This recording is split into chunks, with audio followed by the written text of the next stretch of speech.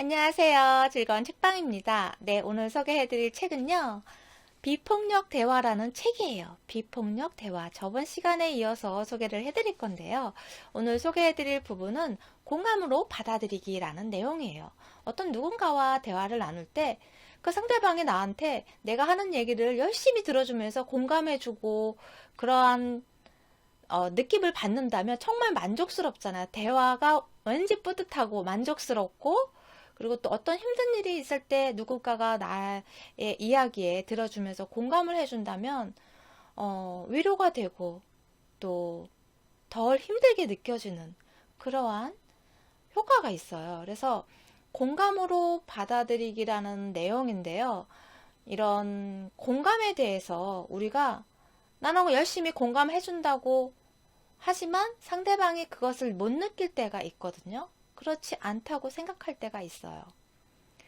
그래서 그런 부분에 대해서 우리가 좀 더 알아간다면 훨씬 더 내가 가까운 사람들과 뭐 고민을 이야기할 때 아니면 힘든 부분들을 이야기할 때 아니면 뭐 다양한 주제가 있잖아요. 그럴 때 대화를 나눌 때 어떻게 해줘야 하는지 내가 상대방을 위해서 가까운 사람이 힘들어한다면 위로가 돼주고 싶고 힘을 주고 싶고 그렇잖아요.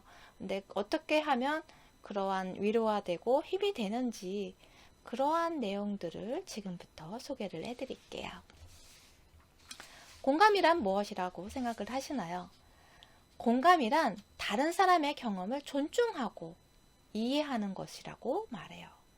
상대방의 경험과 그런 상대방이 느끼고 경험하고 말하는 그러한 것들을 존중하고 이해하는 것. 거기에 내 개인적 소견이나 생각이나 마음이 들어가지 않고 온전히 상대방의 경험을 존중하고 이해하는 것이라고 그렇게 말씀을 하세요. 그런데 우리가 대화를 막 하다 보면 뭐 고민을 이야기하거나 뭐 힘든 부분을 막 하소연을 하고 하면 왠지 내가 상대방한테 무언가를 뭐 해결책이나 대답을 해줘야 한다는 그런 책임감 같은 그런 걸 느껴요. 그리고 하고 싶은 충동을 느끼고. 그래서 상대방을 뭐 안심시키거나 아니면은 뭐 조언을 해주거나 아니면 그런 내 경험을 토대로 그 기준을 토대로 막 상대방에게 그런 경험담을 이야기해 주거나 그러죠. 그런데 상대방이 하는 말에 우리는 모든 관심을 집중하는 거, 그러한 것을 다 버리고 온전히 상대방이 하는 말에 모든 관심을 집중하는 것이 공감이라는 거예요. 상대방이 자신을 충분히 표현하고 상대방이 하고자 하는 말들을 다 표현하고 그리고 이해받았다는 느낌을 느낄 수 있는 시간과 공간을 줘야 한다는 거예요. 상대방이 그런 대화를 통해서 자신이 이해받았고 그런 것을 충분히 느낄 수 있는 시간을 줘야 되고 그런 공간을 줘야 한다는 거예요. 그런 것이 공감이라는 거죠. 그래서 우리가 보통 습관적으로 다른 사람의 공감대를 형성하는데 방해가 되는 그러한 일상 속에 습성들이 몇 가지 있다고 이야기를 해요. 그래서 그것을 몇 가지 말씀드릴게요. 여러분도 한번 생각해 보세요. 내가 어떤 누군가와 대화를 나눌 때 이러한 말을 좀 습관적으로 하지 않았나? 의례적으로 이런 말을 하지 않았나? 한번 생각해 보시는 시간이 되셨으면 좋겠어요.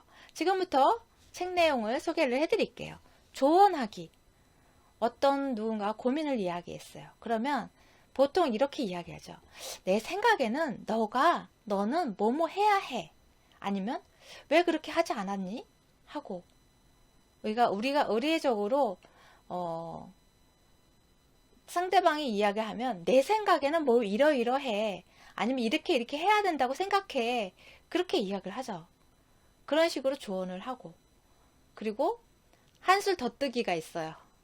막 이렇게 힘들다 뭐 어쩌다 이렇게 이야기를 해요. 하소연을 해요. 그러면 그건 아무것도 아니야. 그러면서 나한테는 더한 일이 있었는데 그러면서 막 내 이야기를 하죠. 상대방이 고민이 있어서 아니면 힘들어서 그 얘기를 하소연을 하고 있는데 그 얘기를 잠깐 듣고 나서 그건 아무것도 아니야. 그러면서 내 힘든 일을 다 이야기를 해요. 그런 경우도 있고요. 가르치려 들기. 이런 거는 이제 약간 나이가 상대방보다 나이가 많을 때 아니면 어, 상대방이 조금 뭔가 부족하다 생각이 들 때, 어떤 부분이 부족하다는 생각이 들었을 때, 그럴 때 이렇게 막 가르치려 드는 그런 말들을 하죠. 뭐뭐만 할 수 있다면 이거 정말 내가 정말 좋은 경험이 될 거야 라고 말을 하죠. 이러한 것이 가르치려 들기라는 거예요. 그러니까 내가 경험해 본 상으로는 이런 일은 너한텐 좋은 경험이 될 거야 라고 말하는 것이 내가 뭐 그 상대방을 위해서 해주는 말이지만 그 안에 그 내면에는 가르치려 들기라는 그런 습성이 들어가 있다는 거죠. 그리고 위로하기. 위로하기는 보통 하는 말이 그건 내 잘못이 아니야. 너는 최선을 다했어. 근데 이런 말도 참 많이 하잖아요. 상대방이 최선을 다한 거를 알고 있기 때문에 아니면 뭐 모르더라도 그 상대방을 생각해서 너는 최선을 다했어. 내 잘못이 아니야. 그렇게 위로를 많이 해주잖아요. 그런데 이게 공감대를 형성하는데 방해가 된다고 해요. 그리고 다른 이야기 꺼내기. 그 말을 들으니까 생각이 나는데 말이야. 그러면서 막 내 얘기를 하죠. 그게 공감대를 형성하는데 방해가 되는 그런 습성이에요. 그리고 뭐 말을 끊고 동정하기, 신문하기, 설명하기, 정정하기 그런 것들이 참 많아요. 그래서 신문하기는 그래서 언제부터 그랬는데? 그러면서 그런 이야기들 설명하기는 내가 연락하려고 했는데 그러면서 막 이런저런 얘기를 하죠. 그리고 정정하기 그건 그런 게 아니라 뭐 이렇게 된 거야. 그러면서 정정해서 이야기하는 거. 그러니까 상대방이 무언가를 자꾸 이야기하려고 하는데 그것을 딱 끊고 거기서 내가 그것을 뭐 내 생각을 이야기하거나 내가 하고자 하는 그러한 이야기를 먼저 한다는 거죠. 이러한 말의 습성들이 공감대를 형성하는데 방해가 된다는 거예요. 왜냐하면 상대방이 막 이야기를 하는데 그것을 충분히 상대방이 자신의 이야기를 충분히 다 할 수 있는 시간을 줘야 하는데 그렇지 않고 듣다 말고 그것을 내가 그 말을 끊고 내가 하고자 하는 이야기, 내 생각의 이야기 그러한 것들을 막 이야기를 하게 되잖아요. 그러면 이제 흐름이 깨지잖아요. 그리고 주제가 또 넘어가는 경우도 있고 그래서 이러한 경우 이러한 말을 참 조심해야겠다는 생각을 했어요. 저도 이야기 하다 보면 상대방이 뭐 힘들어하거나 아니면 고민이 있거나 그러면 거기에 대해서 어떤 무언가를 막 힘이 되는 말을 해줘. 기운 없어 하면 힘이 되는 말을 해주고 도움이 될 수 있는 내가 무언가를 도움을 줄 수 있을까? 그런 고민을 하느라 제대로 듣지도 못하고 그리고 또 듣다가도 내 생각을 빨리 표현해주고 싶어서 그러한 중간중간에 내 생각을 이야기할 때가 참 많더라고요. 그래서 이 책을 읽으면서 한 번 더 자각을 하고 성찰의 시간을 갖고 그랬어요. 여러분도 한번 대화를 나누면서 내가 어떤 식으로 대화를 나누는지 그 부분에 대해서 한번 생각해 보시는 시간이 되셨으면 좋겠어요. 그래서 우리가 항상 가까운 사람일수록 더 그런 것 같아요. 가까운 사람일수록 힘들어하면 그것을 어떻게든 해결해 주고 싶어서 그리고 더 기운 나게 해주고 싶어서 기운이 없으면 기운 나게 해주고 싶고 힘이 되어주고 싶어서 그러한 것들을 더 해주려는 노력이나 생각들 그런 마음들이 공감대를 형성하는데 방해가 된다는 거예요. 충분히 들어주는 거, 귀 기울여주고 그리고 그 사람이 어떤 표현을 할 때 그 뒷면에 있는 그 상대방의 그런 욕구들을 들여다보는데 관심을 기울여야 한다는 거예요. 그래서 상대방이 무슨 말을 하든지 우리는 그 상대방이 무엇을 관찰하고 느끼고 필요로 하는지 그리고 부탁하는가에 대해서 귀를 기울여야 한다는 거예요. 내가 말을 할 때도 그렇게 해야 하지만 관찰을 하고 느끼고 내가 필요한 욕구에 대해서 부탁의 어조로 긍정적인 부탁의 말로 해야 한다고 그렇게 말씀드렸잖아요. 저번 시간에. 그런데 우리가 들을 때도 상대방이 무엇을 이야기하는지 관찰하고 느끼고 무엇을 필요로 하고 있는지 그리고 무엇을 부탁하고 있는지 말하는 그 내용 속에 그 뒷면에 그 사람의 상대방의 욕구나 부탁하는 그런 말들에 귀 기울일 줄 알아야 한다는 거예요. 그래야 상대방의 진심을 상대방이 정말 하고자 하는 말을 알아들을 수 있다는 거죠. 한 사례를 소개를 해드릴게요. 어떤 어머니가 여기 작가분을 찾아와서 막 하소연을 하는 거예요. 우리 아이는 어떻게 할 수가 없어요. 무슨 말을 해도 듣지를 않아요. 그러면서 막 속상해 하시는 거예요. 그래서 작가분이 이렇게 말씀하셨대요. 아이 때문에 정말로 힘드시고 그래서 어떻게 해서라도 아들과 연결할 수 있는 방법을 찾으시는 것 같군요. 그렇게 이야기를 했어요. 그러니까 여기 상담하러 왔겠죠. 어떤 해결책을 찾기 위해서 아들과 어떤 대화를 나누고 싶은 부모의 엄마의 마음으로 찾아왔겠죠. 그러니까 그런 부분들을 이야기를 해주는 거예요. 그랬더니 이제 어머니가 일단 자신의 마음을 알아주잖아요. 그러니까 속 이야기를 하는 거죠. 어쩌면 내 잘못인지도 몰라요. 나는 아이에게 항상 소리를 지르거든요. 그래서 그 아들한테 미안한 그런 마음을 내비치잖아요. 그래서 이 작가님이 이렇게 이야기를 하세요. 간혹 지금까지 한 것보다 좀 더 아이를 이해해 줄 걸 싶어서 죄책감이 드시나요? 그런 엄마가 느끼는 그런 죄책감에 대해서 이야기를 하는 거죠. 그랬더니 나는 어머니로서 완전 실패작이에요. 자기 자신을 탓하는 거죠. 그래서 작가님이 이렇게 말씀을 하셨어요. 그래서 너무 실망스러우신가요? 그리고 아이와 좀 다르게 관계를 맺고 싶으신 거죠?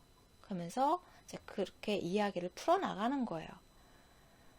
보통 어떤 누군가가 나에게 아들하고 이제 그런 관계를 이야기를 하면서 어머니로서 나는 완전 실패작이에요. 그렇게 말을 하면 저도 그렇지만 다른 분들도 대부분의 사람들이 아니 무슨 그런 말이에요. 그런 말을 하세요. 아니에요. 막 그렇게 그러니까 상대방의 그런 좌절 같은 그런 말을 반박하고 절대 그런 것이 아니라고 위로해주고 그러한 말들을 먼저 성급하게 했겠죠.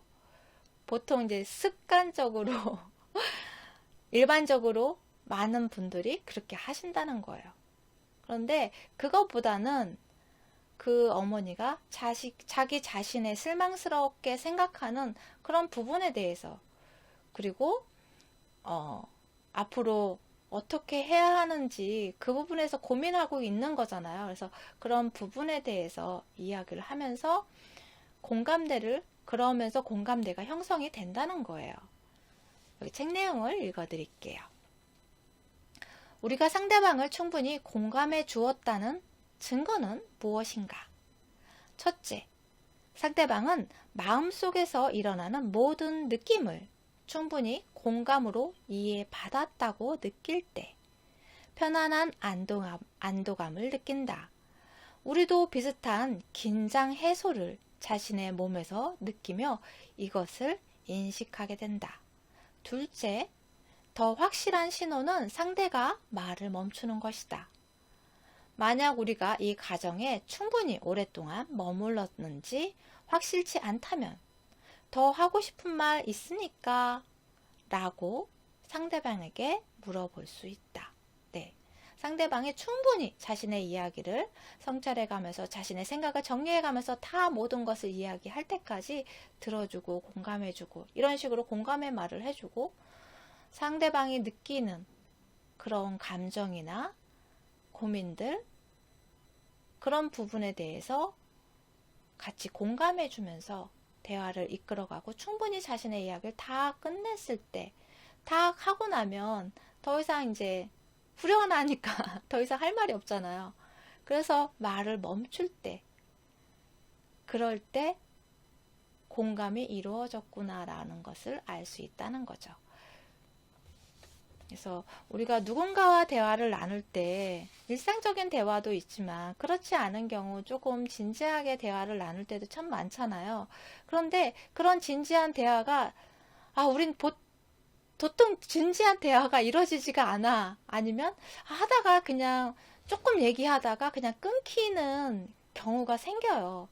그래서 그러한 경우일 때 그리고 또 좀 더 진지한 얘기를 하고 싶거나 속 깊은 이야기를 하고 싶거나 그럴 때 이러한 방법들을 좀 연습하고 나 자신을 단련시킨다면 좀 더 진솔한 대화를 나눌 수 있고 상대방의 속마음도 들을 수 있고 속마음을 알아가고 서로를 알아가는데 정말 도움이 될 것 같고요. 누군가에게 내 가까운 사람에게 고민이 있거나 걱정거리가 있거나 뭐 힘들고 내 이야기 좀 들어줘 했을 때 내가 충분히 상대방의 이야기를 들어주면서 위로도 해주고 공감을 해주면서 위로도 해줄 수 있는 힘을 줄 수 있는 그러한 대화가 될 수 있다는 거예요.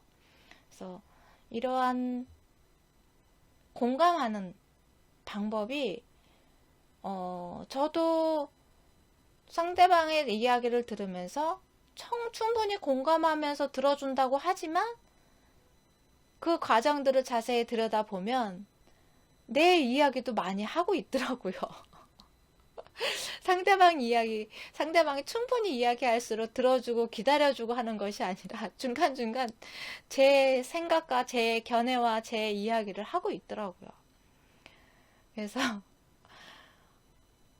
대화하는 중에 중간중간에 이러면 안 되지. 그렇게 해서 멈출 때가 가끔 있더라고요. 그러니까 여러분도 한번 내가 대화를 어떤 식으로 이끌어가는지 그리고 어떤 형식으로 어떤 말들을 주로 하는지 그런 부분에 대해서 한번 생각해 보시는 시간이 되셨으면 좋겠어요. 그리고 이러한 방법들을 자꾸 연습해 나간다면 좀 더 좋은 대화가 그리고 또 더 가까워지는 그 사람은 상대방을 더 많이 알아가고 가까워지고 더 이해하게 되는 그런 대화가 이루어지지 않을까 싶어요. 속 깊은 대화가 이루어지겠죠. 여기 책 내용을 더 읽어드릴게요. 다른 사람에게 공감하기 위해서는 먼저 우리 자신에 대한 공감이 필요하다. 네. 다른 사람과 공감하기 위해서는 먼저 우선적으로 나 자신에 대한 공감이 필요하다는 거예요.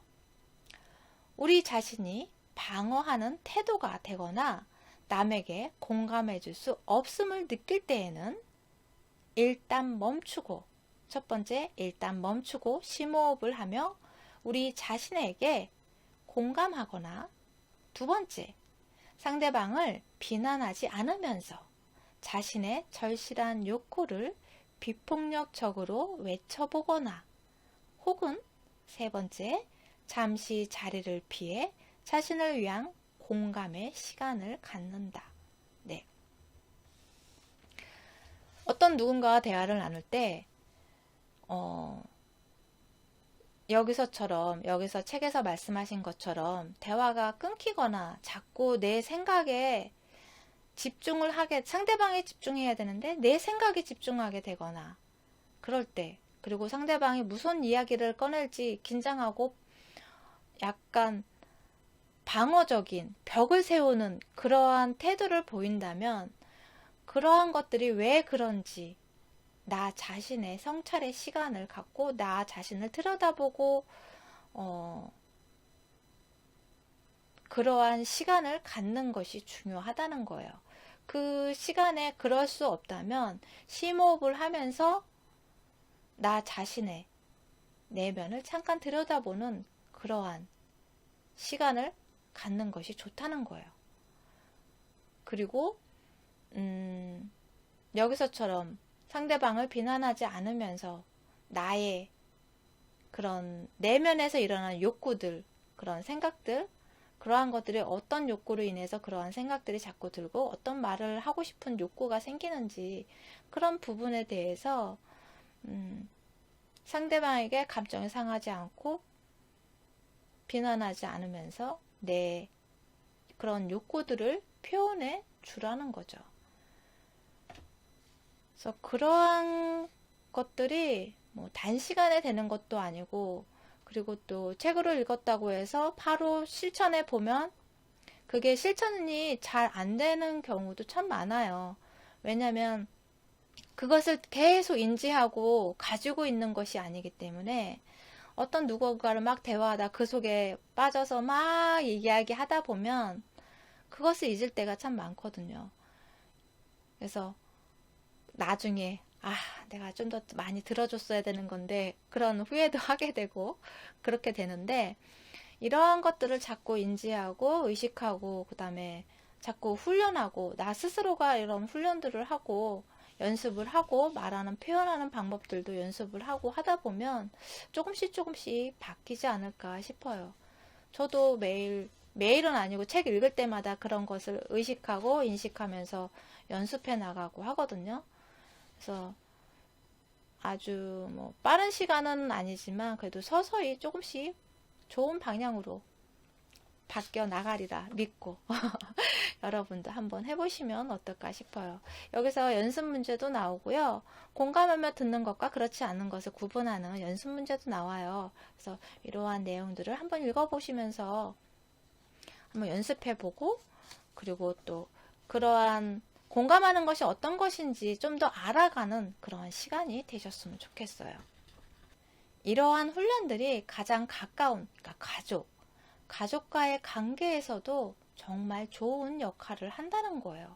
그리고 어떻게 보면 내가 사랑하는 사람과의 좋은 관계를 위해서 꼭 필요한 것이 아마 공감이지 않을까 싶어요.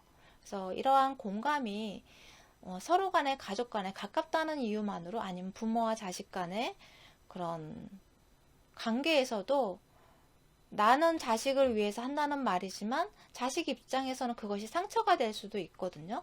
그래서 그러한 마음의 상처를 치유하는 것이 바로 공감이라는 거예요. 공감해줌으로 인해서 그런 마음의 상처를 입지 않고 좋은 대화로 이끌어 나갈 수 있는 그러한 관계가 될 수 있다는 거죠. 한 사례를 소개를 해드릴게요. 여기 작가분의 친구분이신데요. 그분이 롤이라는 분인데, 그분이 이제 MVC, 그러니까 비폭력 대화 워크숍에 참석을 하셨대요. 딸과 함께, 10살짜리 딸과 함께 그 워크숍에 참석을 하고, 그리고 나서 집에서의 있었던 일을 이야기를 하신 거예요. 그리고 나서 집에를 갔는데, 집에서 이제 생활하다가 6살짜리 아들과 이야기를 하다가 서로의 이제 의견이 안 맞고 자기 주장을 하면서 이제 이야기 도중에 아들이 아직 어리니까 화를 내며 막 뛰쳐나간 거예요. 그러니까 이제 엄마는 속상하죠. 대화를 제대로 해야 되는데 대화를 제대로 이루어지지도 않고 아들은 화가 나서 뛰쳐나가고 하니까 너무너무 속상한 거예요. 화도 나고 어떻게 그런 행동을 할 수 있나, 화도 나고. 그랬더니 10살짜리 딸 이사벨이 엄마한테 이렇게 이야기를 하는 거예요. 엄마, 화가 많이 났지? 엄마는 동생이 골이 났을 때 밖으로 뛰쳐나가지 말고 대신 엄마하고 이야기하면 좋겠지. 그렇게 이야기를 해주는 거예요. 자기 마음을 너무나 잘 알면서 그렇게 딸이 자신한테, 엄마한테 그렇게 이야기를 해주는 거예요. 그러니까 자기 마음을 너무 알아주니까 마음이 풀어지더래요. 그래서 그 아들이 돌아왔을 때 다른 때 같았으면 화를 내면서 네가 어떻게 그럴 수 있냐 막 그럴 텐데 조금 너그러운 누그러진 마음으로 아들을 대할 수 있었다고 그렇게 이야기를 하는 거예요. 그러한 일들이 일상에서 많이 일어나잖아요. 이런 비슷한 일들이. 이럴 때 공감을 해주는 그런 대화가 그런 안 좋은 감정을 조금 더 누그러뜨리고 여유 있게 만들어주는 그러한 역할을 하고, 그리고 또 문제를 제대로 들여다볼 수 있는 시야를 갖게 해주고, 우리 생활 속에서 좋은 관계를 유지할 수 있도록 도와주는 것이 공감이라는 거예요. 그래서 우리가 뭐 SNS도 많이 하고 공감합니다, 그런 거 하트도 날리고 하는데, 의례적인 공감이 아니라 온 마음을 다해 공감을 해준다면 아마 더 좋은 인간관계가 되고, 또 그런 인간관계 때문에 상처 있고 힘들고 하는 그러한 일은 좀 더 줄어들지 않을까, 그런 생각을 했어요. 그래서 도움이 되셨나요? 구독과 좋아요도 부탁드릴게요. 지금까지 들어서 감사합니다. 다음 시간에 또 만나요.